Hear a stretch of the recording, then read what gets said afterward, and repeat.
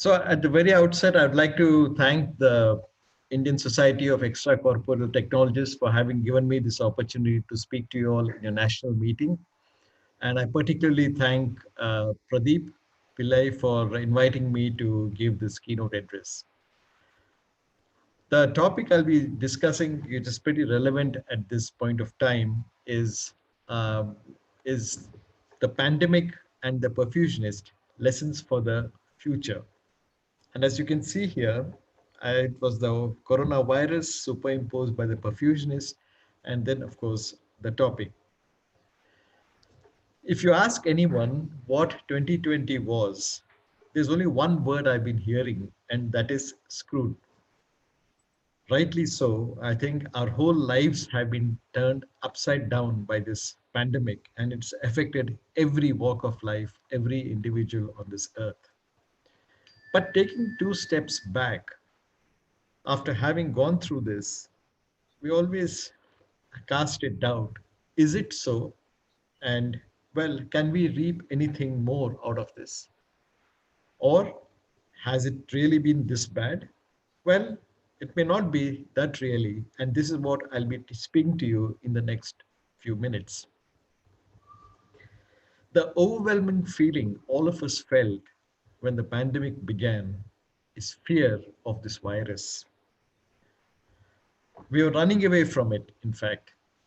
And even the perfusionists as a profession, they were not spared, and they were frozen in fear. As you can see here, whenever we asked the patient to be cooled down by the perfusionist, they became frozen because there was fear at home, at the workplace, and we knew that there was no place to hide in case the virus decided to chase us. Healthcare workers, and perfusionists being one of the important healthcare workers, face special challenges. One was, of course, all of us had to answer the call of duty at the cost of exposure to the infection to ourselves, under great stress because we had to take protection, we had to protect the vulnerable members of the family and not take the infection home. There were loss of jobs, salary cuts, dwindling funds because of this. And we had to meet certain important commitments for the family, children, education, and all that. So there was very, very big challenges faced by everyone, and perfusionists included. I'm deeply grateful to our perfusion team, as you can see here, right through the pandemic. They've answered the call of duty with all the other staff. Though, of course, all of us saw a drastic fall in the number of surgeries, as you can see, particularly in April, May, and June. And then, of course, from July onwards, gradually, when things eased out and we got used to the virus, and also we got to know what are precautions to be taken, things are slowly returning back to normal, though not definitely to the normal. All human beings we know are resilient, and resilience seems to be the buzzword in combating this pandemic. As Marie Curie said, nothing in life is to be feared, it's only to be understood. Now is the time to understand more so that we may fear less. So, this is what a scientific brain always does whenever you're pushed to the wall. The pandemic has also been a test for humans, and it has brought out the best in humans also in the terms of tolerance of the pandemic, innovation, as we are seeing as the vaccines have come about. And soon after the recovery process has started, we are seeing people seizing the opportunity, as in making of PPEs and making of masks and other sanitizers needed for the pandemic. And I'm sure, given the human resilience, we'll all be bouncing back with vigor in the days and years to come. Well, there is always hope in life. Whenever things have been bad, hope is the only thing which keeps you going. And now we know that we have got vaccines coming in, and the vaccination, at least we hope, will stop the spread of the virus, not to undermine the basic measures which we are taking, like masking, social distancing, personal hygiene, hand washing. These 4 points has been the mantra for uh, personal protection. Well, it's not moving. Right, sorry. So now the other thing is, how do we brace this? One thing is, we have found that we should not be foolish and we should not be cynical, in the sense that we have to take things as it comes, accept help when it comes, trust the researchers, trust the medical staff, trust the people who are helping us in combating this virus with an element of positivity. The other attribute that we need to cultivate in this time is patience and tolerance. And I think all of us have been doing that in no small measure, particularly when we're working from home, for harmony, for happiness, and for peace of mind. We are seeing a new normal in terms of social distancing, and I'm sure in the future, this is going to be with us. And as you can see, the cartoon, which is pretty frightening, that if we don't take this social distancing seriously, you've got the choice which is displayed on the screen. So, and this is going to be the norm, and I think we will have to be practicing in the near future. What are the lessons that I can tell you that at least I have taken back from this pandemic? The first thing is, value what you have. If you have a job, value it, because you have seen the pandemic, what it can do to people who have lost their jobs. Value your family and responsibilities, because you don't know what happens tomorrow. So also with friends and colleagues.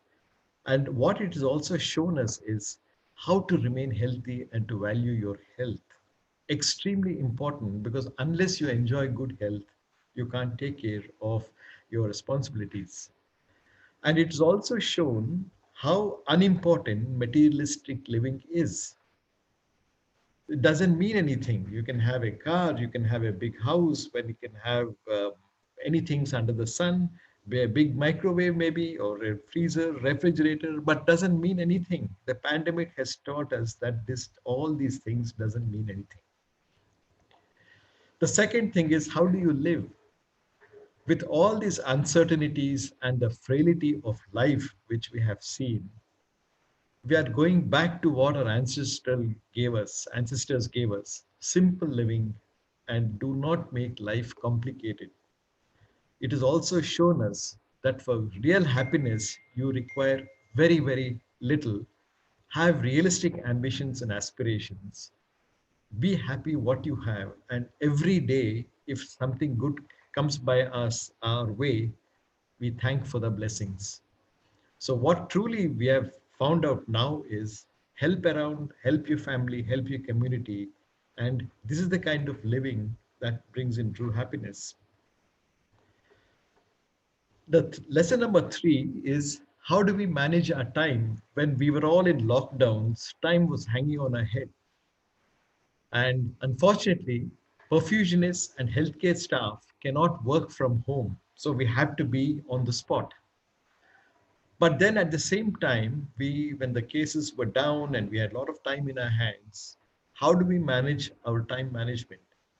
So we had to finish the job, and is without any procrastination, we have to finish the job now. Better is to get it done now. Use the time to do research, to read, to write. So these were all constructive activities which sort of came our way. And another tip which we could do was to plan out our day with priorities listed out and accomplish the task without fail, because who knows what tomorrow brings. So better to finish what we need to do today. So there is so much that needs to be done or discovered, as what we have seen from the virus, how much we have to read, and likewise even from the professions that you are taking on, perfusion, all the things which goes with it. There's lots of things to be known, understood, and discovered. So what are the other things? Lesson number 4 has been online opportunities. We have all become used to online webinars, lectures, on and our children, I think, as you are seeing in your households, they're all hooked onto these online lectures. So online education has become a reality, and this is the way that's going to go forward. There are online courses for acquiring newer skills, which I think all of us should be doing, because you have to reskill ourselves in many, many things if we have to survive in this competitive world. And now it is there for us on the desktop, on the laptops, where you can get these things done. We have a lot of online meeting platforms which avoided unnecessary travel, and this was a revelation to all of us, how we were traveling for no reason at all. And we can now interact from anywhere with anyone at any place. So this has been a huge lesson that we have learned with this pandemic. The last lesson, number 5, I would say, is we have become extremely conscious about our environment and its preservation. And we know that one of the causes of this pandemic is due to the degradation of our immediate environment. And the thing which is in our hands is to lessen our consumption and shun greed or avarice. So we know that we can certainly have a good life with less consumption, lessening the waste, including garbage production, and promote reuse. Because I'm sure all of you are aware of the plastics which we produce when one open heart surgery is done. It will be not more than at least 3 to 4 huge plastic bags. Now, how are we going to do this? This has to ring a bell in our mind, because every case produces so much of plastics and waste. We have to contribute our might for a clean environment and the use of clean energy. And whatever we can, we need to do about it, talk about it. And this has really been uh, shown to us by this pandemic. And I would also egg you on to walk more. And if you've got a car, drive less. So that'll keep you healthy and also save energy. As And summarizing the whole pandemic and its experience, as Heather Marsh, who is a well known human rights activist, said, we are all going through the most radical transformation the world has ever seen. People are justly terrified, excited, depressed, heartbroken, and hopeful all at once. Perhaps this sort of encompasses all the feelings that we have felt at some time during this pandemic. We all hope, as the old Persian saying goes, this too shall pass, and I'm sure it will pass. And it's been a painful time for us to go through this, but definitely there is light at the end of the tunnel, being a optimist.